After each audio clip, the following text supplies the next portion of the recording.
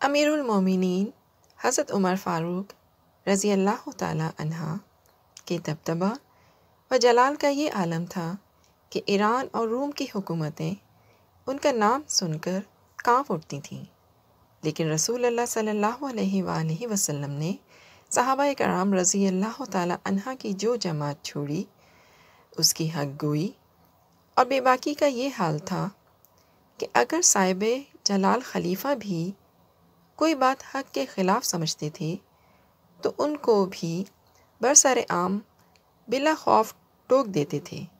حضرت عمر فاروق رضی اللہ تعالی عنہ بھی ان کے اس جوہر کی قدر کرتے تھے۔ وہ خود تو بے خوف و بے باک تھے ہی، دوسرے مسلمانوں کو بھی حق گوئی سکھانے کی کوشش کرتے تھے۔ جب عام مسلمانوں میں سے کوئی ان کو خلافت کے کاموں میں ٹوکتا تھا تو وہ بہت خوش ہوتے تھے۔ اکثر وہ لوگوں سے سوال کیا کرتے تھے کہ اگر وہ خلافت کے معاملے میں اپنی منمانی کرنے لگیں گے تو مسلمان ان سے کس طرز سے پیش آئیں گے۔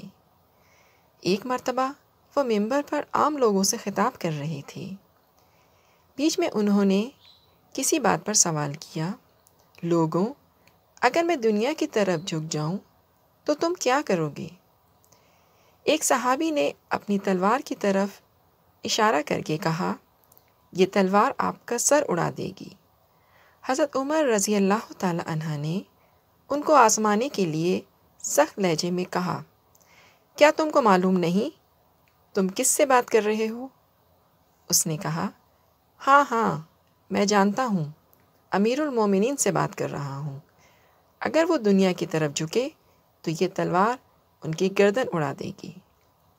حضرت عمر رضی اللہ تعالی عنہ نے فرمایا، اللہ کا شکر ہے میری قوم میں ابھی بھی لوگ موجود ہیں جو میرے ٹیڑھا چلنے پر مجھے سیدھا کر سکتے ہیں۔